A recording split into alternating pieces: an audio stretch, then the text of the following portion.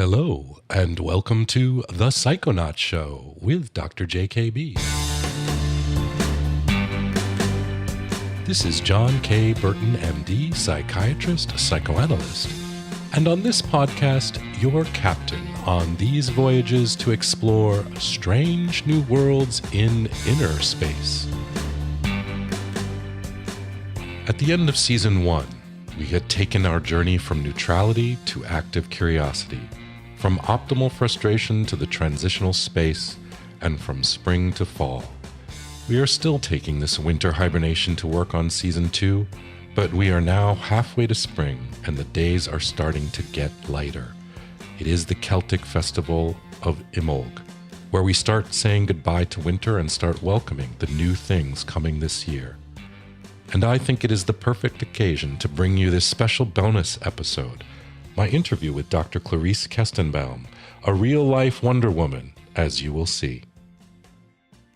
So in this episode of The Psychonaut Show, we're going to have our very first interview, and I'm very, very excited to be here with my training director from back in the 1990s.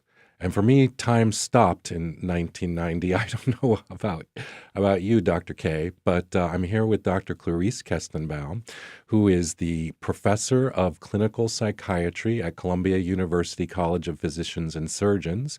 She's also a past president of the American Academy of Child and Adolescent Psychiatry. As I said, she's a former training director of the Child and Adolescent Fellowship at Columbia University.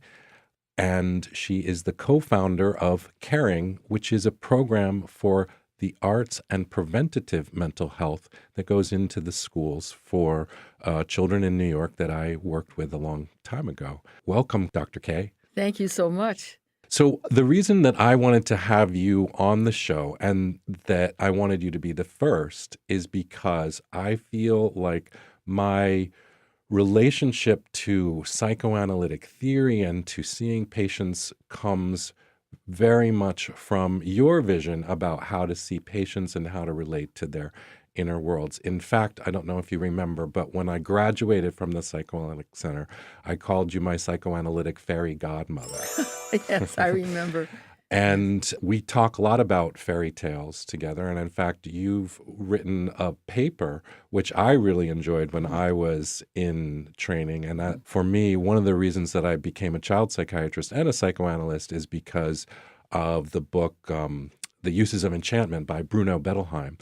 And you have written about the importance of fairy tales as well.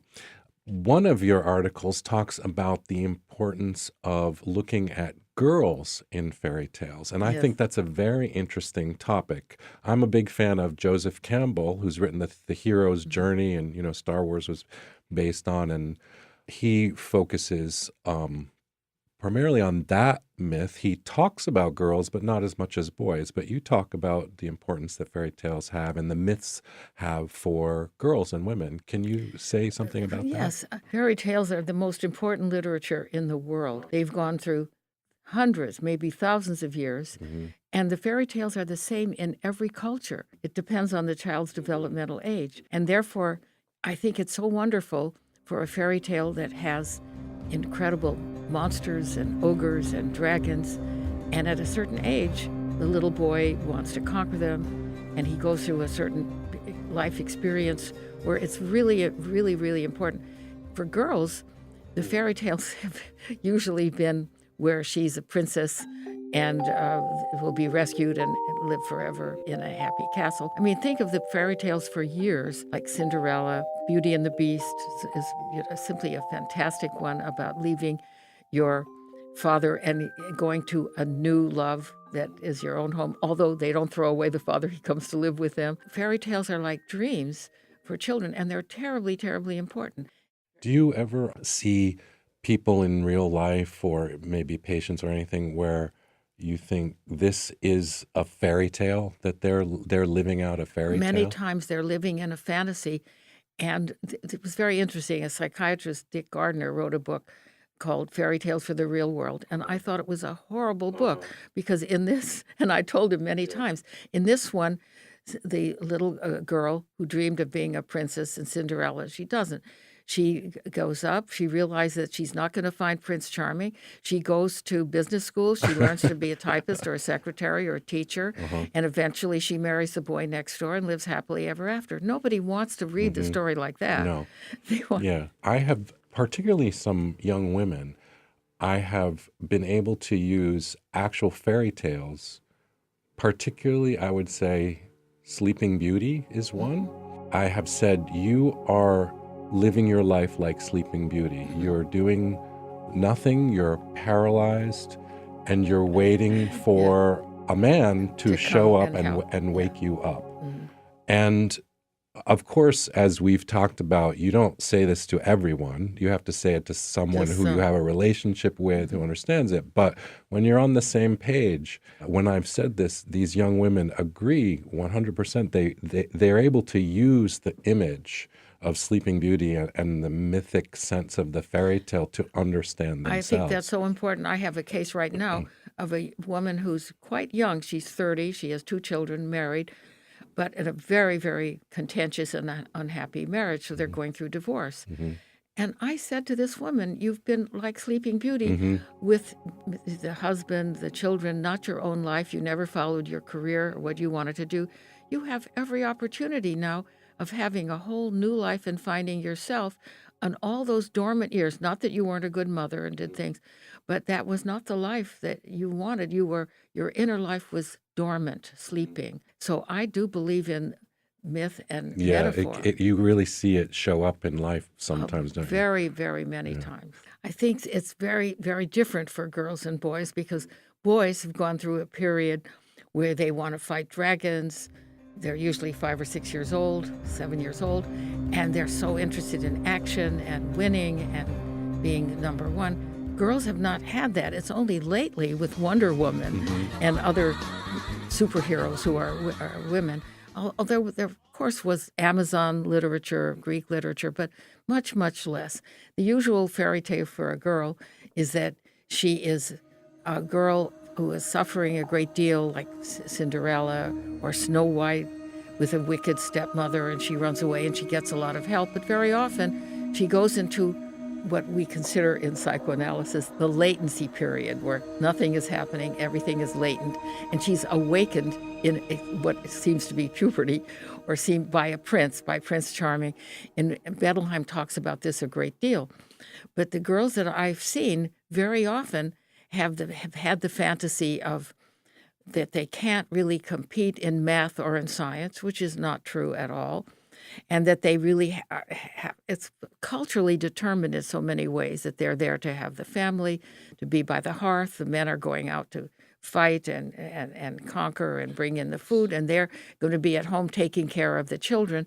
Do you think that the fairy tales are fostering that kind of passivity, or do they offer some way of thinking or understanding ourselves that liberates us, that can liberate us? Well, it's funny because when times change, the nature of the fairy tale changes also. And it has changed a lot for girls.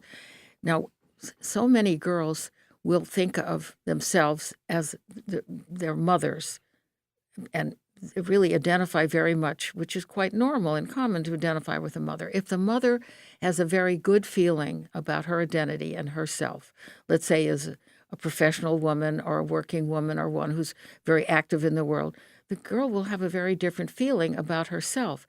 If she sees the mother as passive, or as in so many instances, abused or bullied by a husband, and she's going to have that image of herself. So the fairy tales in many cultures reflect the cultural reality of what they're through. And that is changing a great deal. Certainly in our culture, in Western culture, it is changing a great deal. And girls have a very, very different role. But the old-fashioned fairy tales, it could also be fairy tales involving Goldilocks, who gets lost and has to make choices, and sometimes makes good choices and sometimes bad. It's certainly Sleeping Beauty is very, very common, where it's a wonderful girl at home. And all these stories, whether it's King Lear, whether it's from Shakespearean, whether we have a father who the girl takes care of and has to really save, and rescue.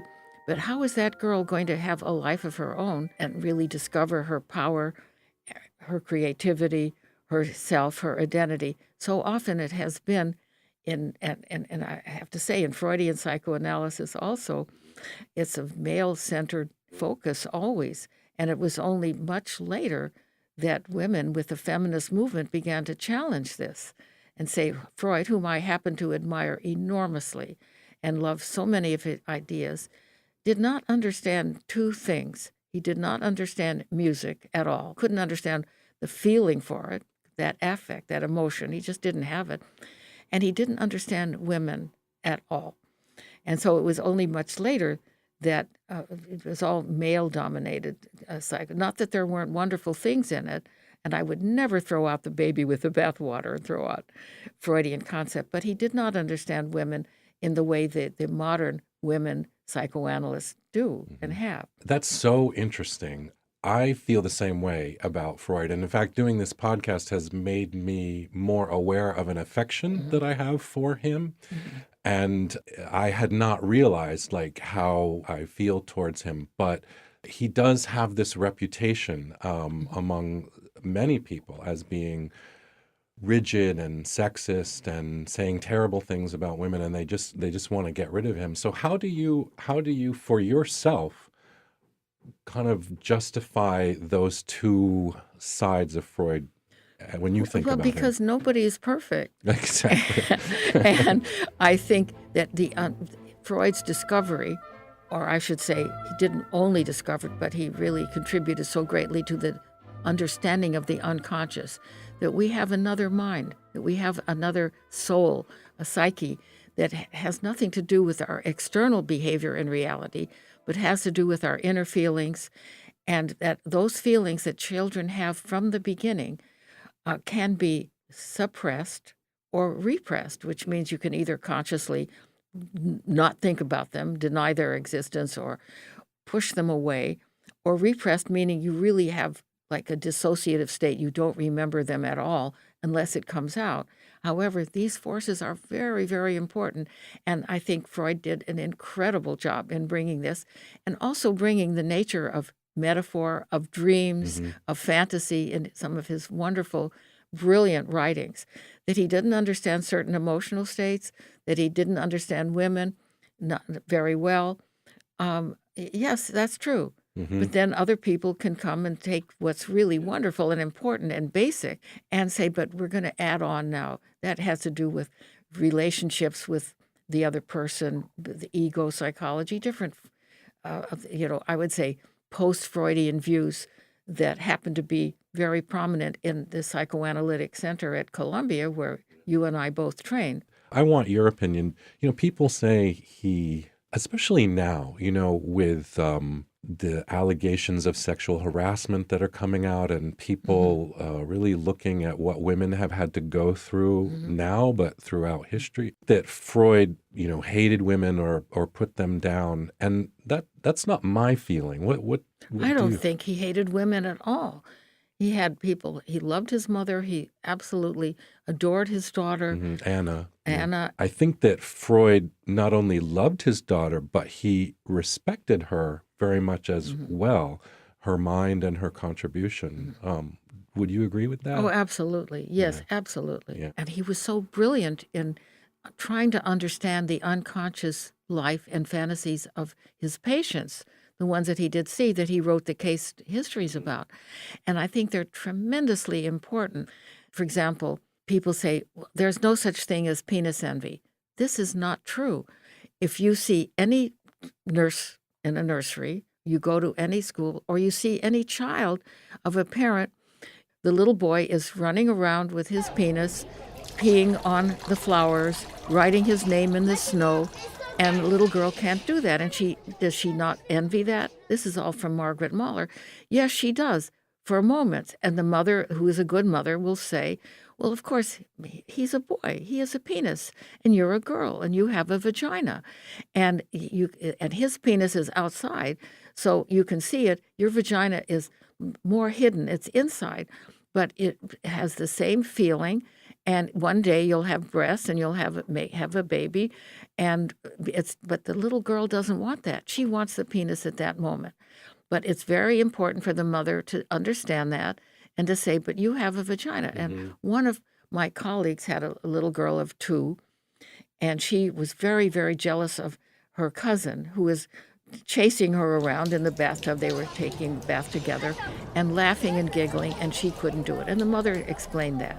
The mother was a lawyer and a very wonderful professional, wonderful mother, and also a wonderful woman. So the girl saw her mother being very active in the world and very confident with herself.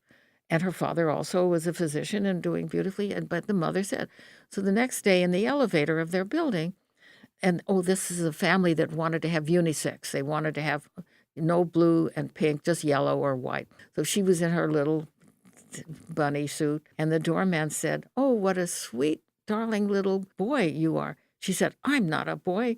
I have a vagina." It was a wonderful. This same little girl, the parents really did not want her to grow up with the fairy tale images of the princess, Sleeping Beauty, being awakened by a man. They wanted her to have her own identity, like the mother did. So they gave her. They didn't give her a doll. They gave her a tool set with a hammer and a nail, a play school tool set. And the interesting thing was that the cousin, they didn't want him just to have masculine images, so they gave him a doll.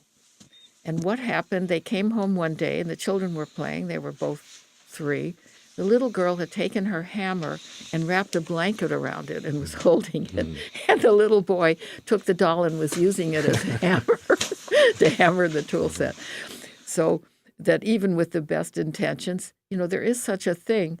There's also a great difference biologically that girls are more social, more verbal, more sensitive. This is in so many studies for many, many years, that boys are more active and, more assertive. I won't even use the word aggressive, but it has to do with assertion and has a stronger motor-wise. And there have been tons of experiments with this. Now, the thing about nurses who know the difference, they know that little boys have discovered their penis and they're going to play with it. Why did all the German children have to have their tans folded on the table on top of the covers, as if they're not thinking that there is a self-stimulation, that there is masturbation? Everybody knew. Freud was considered a dirty old man because, look, he's bringing what everybody sees and knows to consciousness, to awareness, I should say. And people said, no, look at its sexual perversion. Not at all. I mean, think of castration anxiety. Little boys were told that their thumbs would be cut off if they played with themselves or masturbated. And it's so important that so many symptoms came from having to repress these completely normal, natural urges. It's particularly important when symptoms develop in adolescence with children who have had that either from religious point of view or very strict upbringing. And a boy will have a nocturnal emission and think something horrible has happened or something terrible, that he's either being poisoned, something bad is happening to him.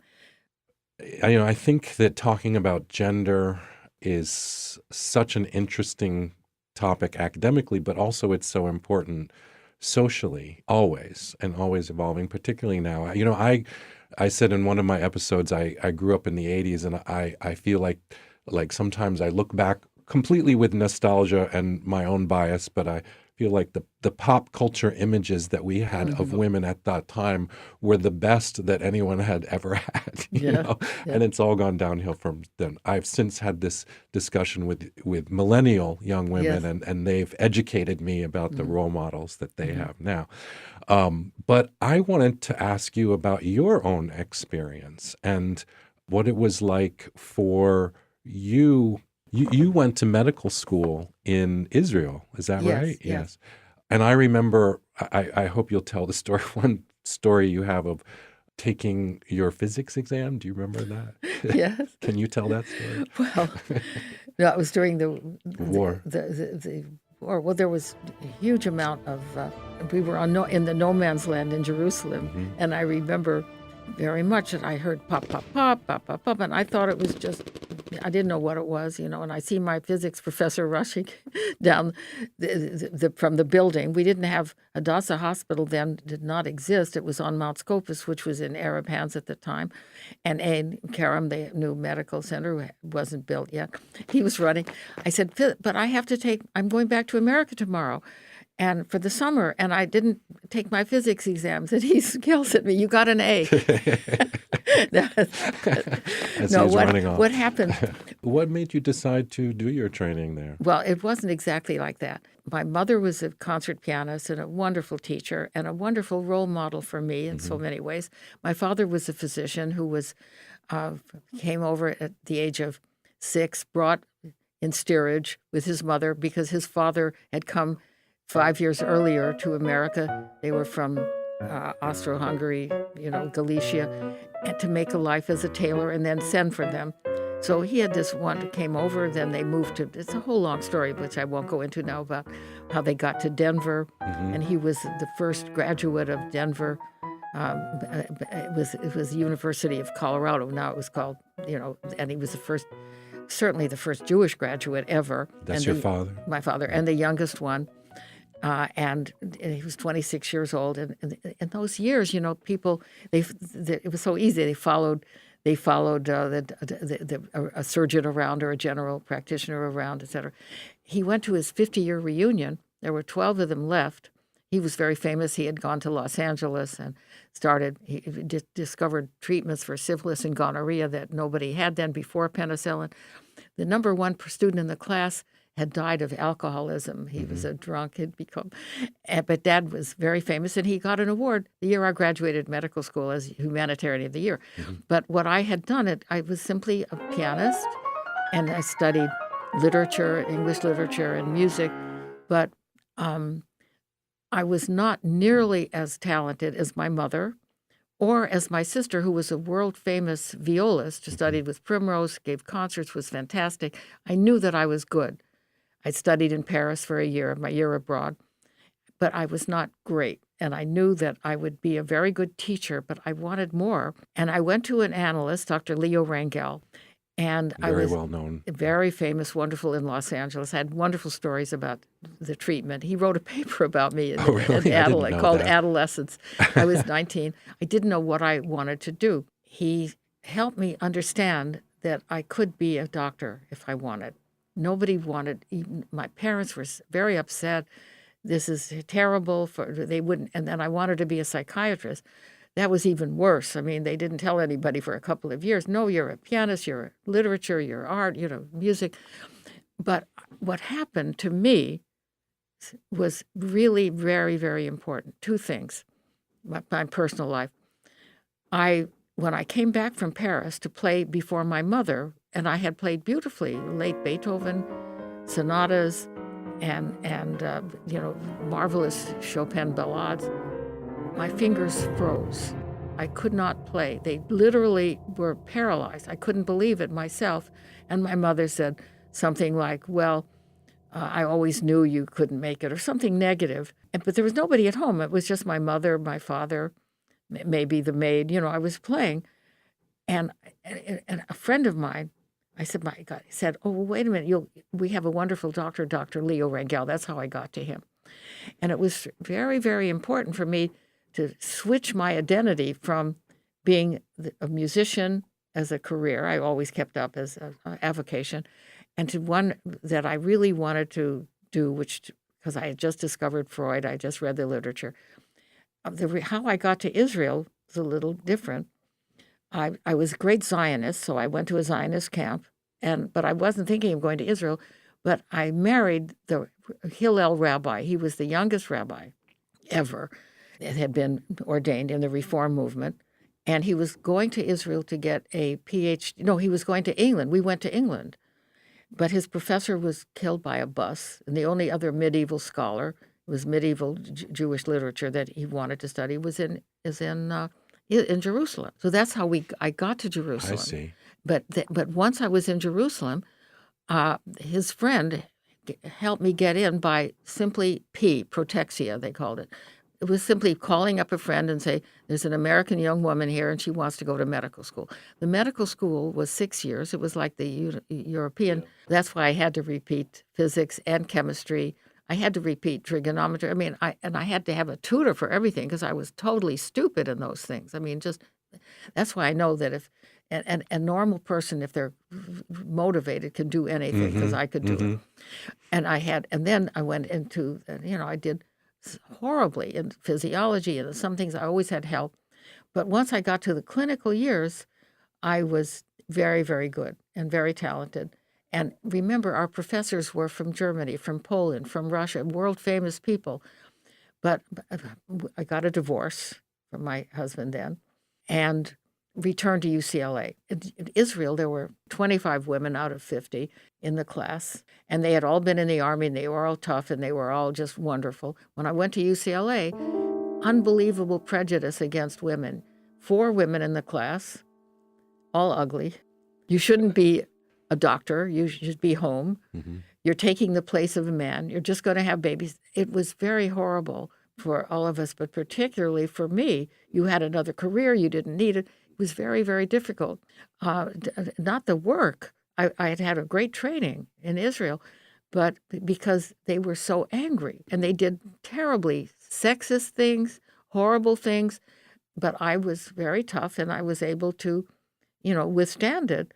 And getting the residency was so easy. I applied at all the places on the East because I knew the East Coast had the best programs. And you just went in, saw people.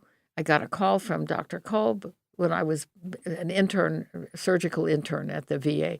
Said, hey, you want to come to Columbia? Well, just come, you're in. I mean, the processes were so easy then. The story of your getting to Israel, your own analysis of medical school is so interesting. And there's many things that I want to ask about that, but let me narrow it down to 2. Religion and culture, the ways that we as our individual selves are affected by and relate to our cultures and how it shapes us is so interesting. And just to bring it back to your observation that in Israel, however long ago, half of your medical school class were women 53 to 58 who were, I mean, I assume there was some sexism, but mostly they were there and they really were treated. Wasn't. How do you understand that? And I'll tell you something from my little experience going abroad to medicine. I did a exchange in Russia because Yes. Columbia had a exchange there. And I went with this very pretty, blue-eyed, blonde girl who was the daughter of one of the surgeons at Columbia, and she was graduating, and she was going to be an orthopedic surgeon. Now, this was in the mid-'90s when it still was not common for women to go into surgery, but they were. And she went to Russia, didn't speak a word of Russian. It was amazing to see her because she was sort of the one that no one took that seriously, but she did orthopedic surgery. She went to Russia. She was, at the end of it, she was hailing cabs and haggling about the price after like a month of there. I mean, she really kind of came into her own.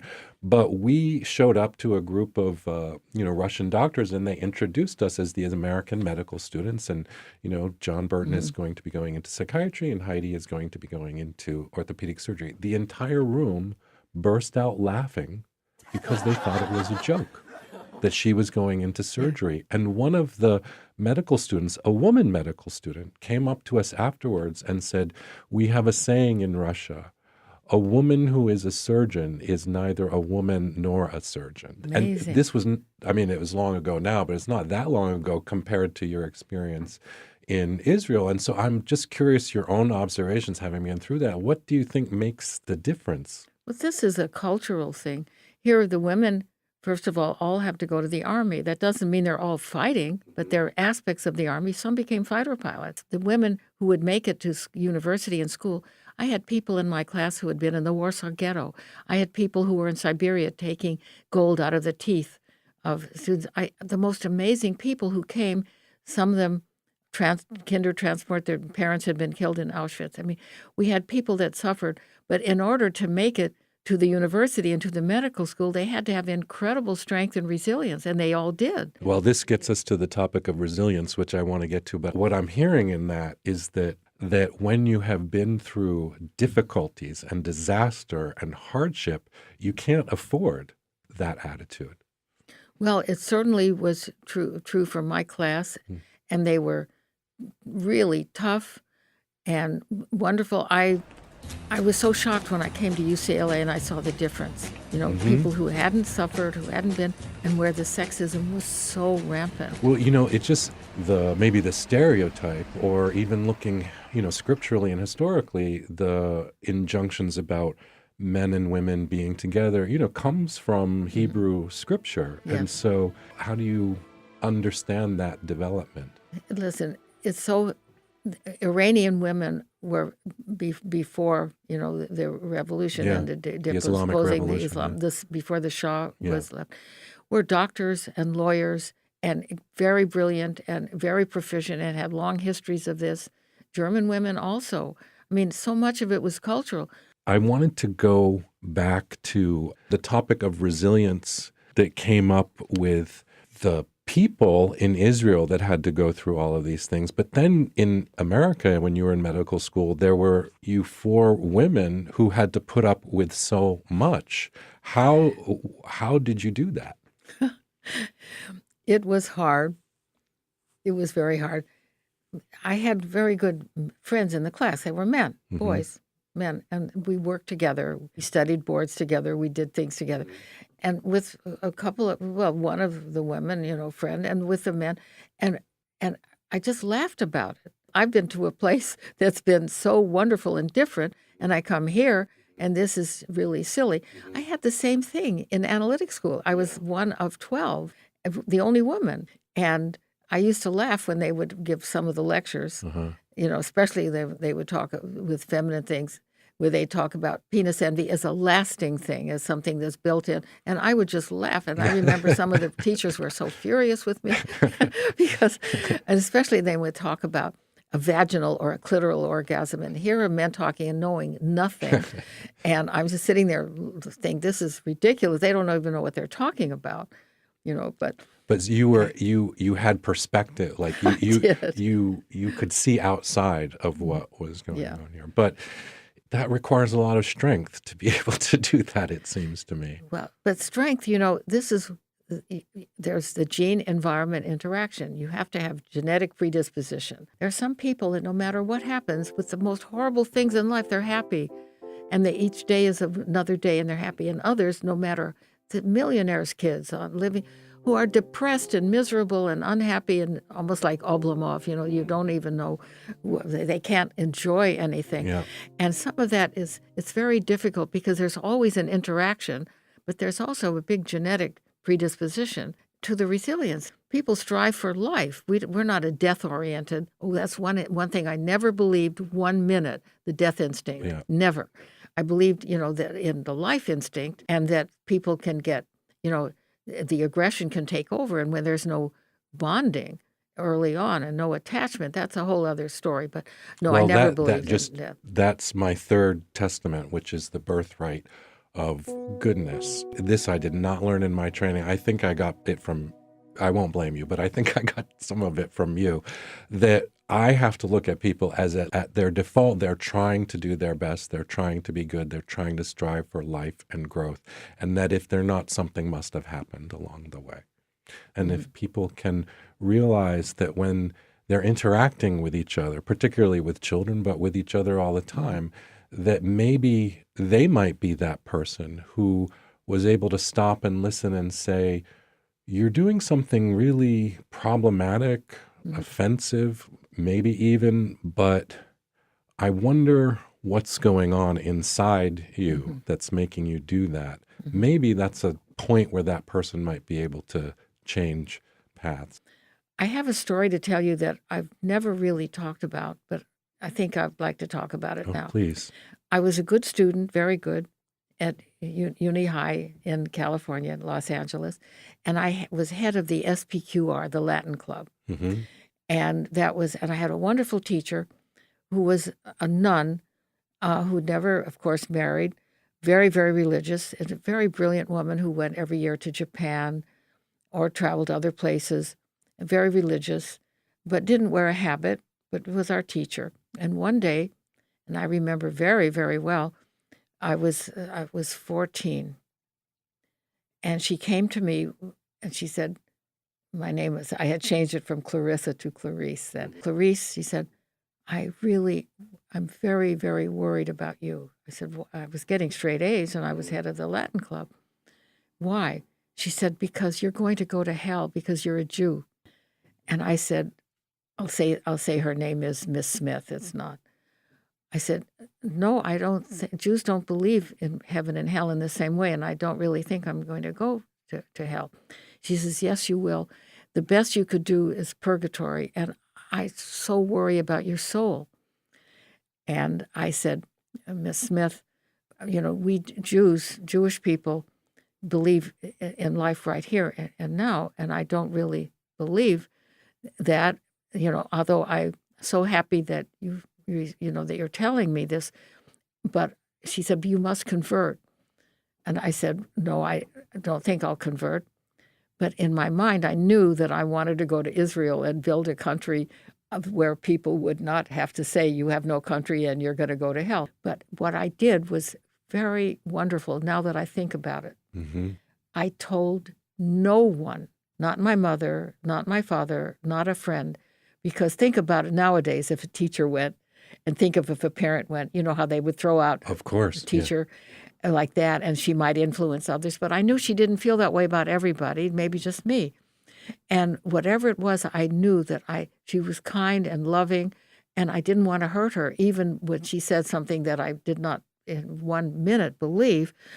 But I knew if I told anybody, she could be in terrible trouble. Maybe not in those years, but certainly nowadays, you can imagine. Of course. And would a teacher be allowed or able to say anything like that? But I kept that because I knew she was a good woman and meant that, but her religion was so important, and she believed in the dogma totally. But I had the sense not to want to hurt her or say anything, so I never told anybody for maybe 30 years. Somehow you were able to hear this bad thing, you're going to go to hell. I mean, I can't imagine worse. Or purgatory. If you believe in hell, it's worse. But you were able to hear this directed at you, but see the person as still a good person. You could hold the good and the bad together. Again, this is my Melanie Klein episode of the paranoid schizoid versus the depressive. You were not in the paranoid schizoid position. You could see there was good and bad in this person. But that, again, is something I think that is very hard to do. And we have to, A, know that it's something to strive for, and B, we have to practice it. And I'm curious what you think from your own experiences. And I know that you're somebody who's always looking to the future and looking at development and gets excited by things moving forward and growing and wants to keep that happening. What do you think of, or what would you say to people who are struggling with these issues now in society, in school, in politics, with, as you said, if a teacher said something like that, or even less? I've heard of teachers getting in trouble or fired for less. I had a case of a music teacher who happened to be gay. This, you will be surprised at the outcome. A gay parent went to him and said, I don't want you to teach the children a song that has mothers in it because my child doesn't have a mother and it will make him feel bad. It's just a song, Daddy. And the school was like, you're right. And the music teacher was in terror of, and he was gay himself. So it can really be taken to an extreme, right? Yeah. We want people to have equal opportunity and to not deal with obstacles if they don't have to make things fair. How do you think about all of this? This is a genuine question. I don't have an answer to it. Well, nobody has an answer, but I think you have to deal with reality as well as your fantasy. You have to, the word moral compass comes up a lot nowadays. People have to have a sense of morality. They have to have a sense for themselves of what's right and wrong. And if they see something going on in the country, let's say you're a youth in Nazi Germany, or you're in the Deep South where people are hanging blacks.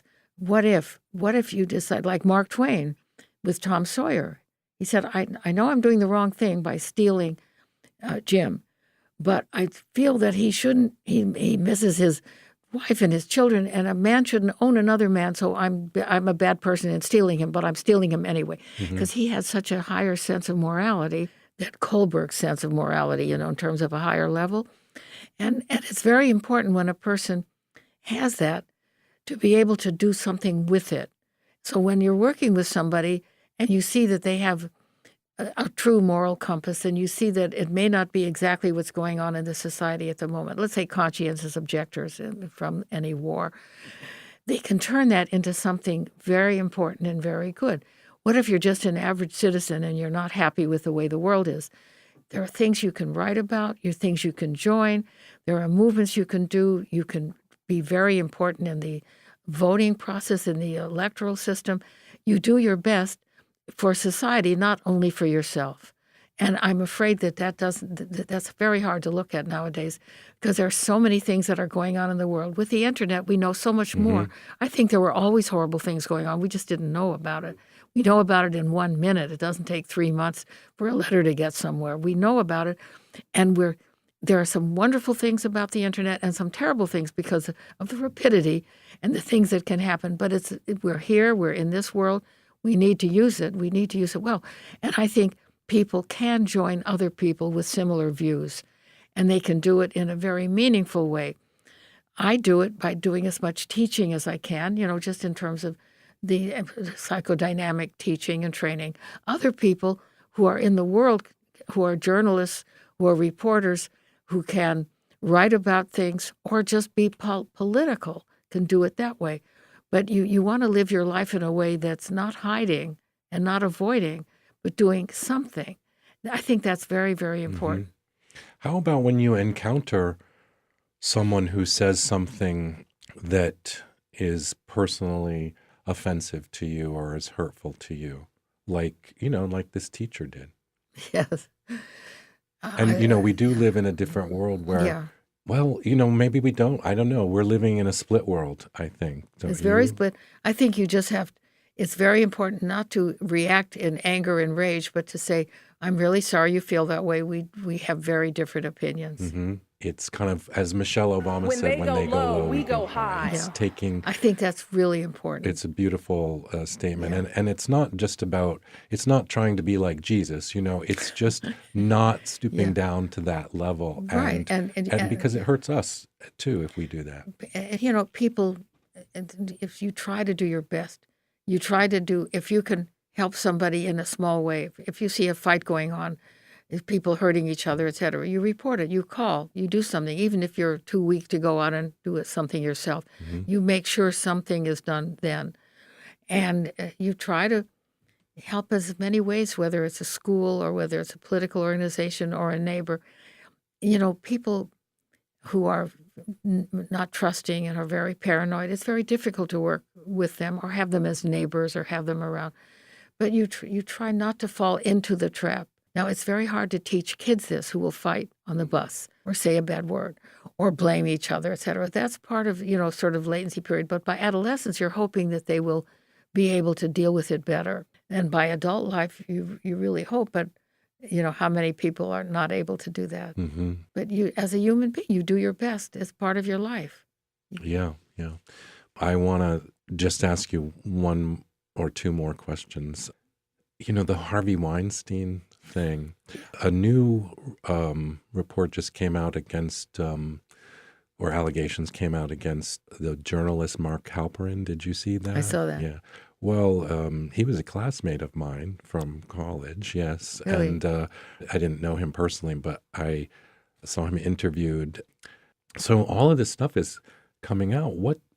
And it's very hard to kind of look at it. John, what is the rape of the Sabines? It's been here forever. When was it not here? It's just that because men in power have been able to do this for years and women have not complained about it because they were worried about their job or the person in power, it's so important to have respect for both sexes and for parents to teach that. But what's coming out is so not new. Listen, when I was living in California, I was a child. I was 14.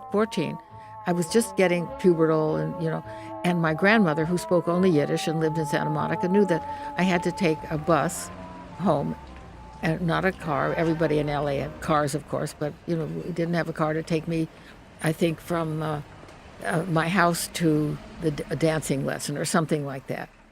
Or I forgot what, but the bus. And my mother didn't want me to go on the bus because of the perverts. There are all these people. They could expose themselves. They could do these things. And in LA and Hollywood, I mean, anything was good. To this day, anything goes. And so my grandmother, speaking only Yiddish, said, it's easy to solve that problem. She said to me, all you have to do is wear a hat. I said, well, why would I wear a hat? She says, because in the hat, there is a hat pin. And she taught me at a very early age, men are like this. If you see this, stick them. And I had a little girl in treatment years later, of course. She was 10, and she was at a very fancy school in Riverdale, a very, very lovely school, etc. And the school called up. What happened was that there was a man sitting in the car in front of the school exposing himself.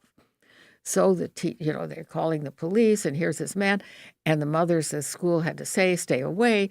This little girl walks up to the window, she's my patient, and says to the man, Mister, you need help. You should see Dr. Kestenbaum. She'll help you with your problem. And I thought, and the mother called me. I said, listen, you don't have to worry one drop about your little girl. It doesn't surprise me. I guess it's bringing up a conversation that sometimes is very hard to read. A lot of my practice is young men. I am seeing a trend of these men, and I can't say it's all men or anything, but they're feeling so bad. Like they feel that society may look at girls and say, you're inadequate, you're not good enough, you're weak. They feel that they look at them as men or having a penis as being bad. There's something inherently wrong with them. Even now, more than one have said, I feel like if I allow myself to be ambitious in my career or to, be going after the women that I might see, that I'll be like Donald Trump. Like they get so inhibited because of these images and the way that media kind of talks about. Well, look, some women are horrible with them, make them feel inadequate or lecherous or write books about their inadequacy. And I have a number of young men like that, too, in the practice. And there is a terrible, there is a backlash. And it's very important to develop their own sense of themselves, their own self-esteem, their own inherent goodness. And if they're with a woman like that, they should leave immediately. Or the same thing with a woman with a man, they walk away. But it's really, look at this thing. President Bush, 93 years old, in a wheelchair, and he pats the buddy's bottom. Now, is that the most ridiculous thing to say this is a sexual assault? I'm glad that you're saying that, because I don't think that I could have the same authority in saying that. But that was my impression. Where was she annoyed by how? I don't know what her perspective was on this. Walk away, or pat him back. I mean, it's an old 93-year-old man. It seems like, where are we drawing the line? And but it's not just a woman here or a woman there. It's men and women, and it's sort of society. And I think when you see a headline that says men are shaking in their boots, it kind of makes me want to say, well, it's really not all men, and it's not even most men. So you probably want to change, the headline there. Yeah.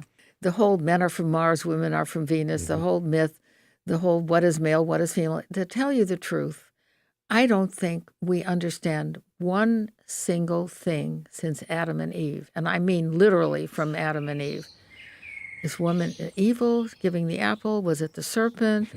Did man just give in to her? What happened? No one, including Freud, like, what do women want? Well, what do men and women want? The truth is, nobody knows. That's what I think. Everybody has a theory, and everybody has a new idea, and I think we're just as clueless as anything in this. We just have to shuffle along and try, what we can do, because people don't know. What we can do is try to understand the other person, Try to understand your role. Try to understand yourself. It's very hard for some people to look in the mirror Yes. and see. I love our profession because it is one that says, let's examine, Mm-hmm. better than, there are wonderful professions in theology and literature, wonderful. But I think, I felt lucky, and I think you do too, to be in our profession and see, look, we see everything. We see a million stories. We're great novelists in our heads. We see, so much. How lucky to be able to do that. Yes, we are. I just want to say what I hear where you end is an embracing of uncertainty, that we don't have to know everything that we just have to try. Yeah. That's really beautiful. Thank you so much, Dr. Kestenbaum. You're very welcome. This is Dr. JKB signing off.